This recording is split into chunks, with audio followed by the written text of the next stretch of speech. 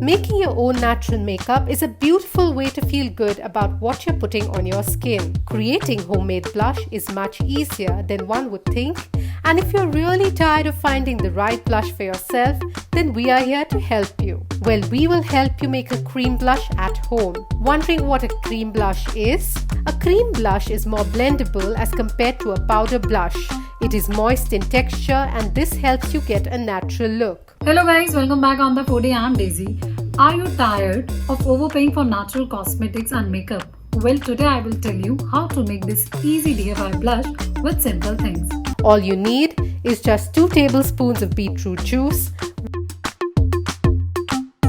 4 drops of any oil or gold oil, 1 tablespoon of aloe vera gel. Mix everything together until thoroughly combined. Apply to clean, moisturized skin.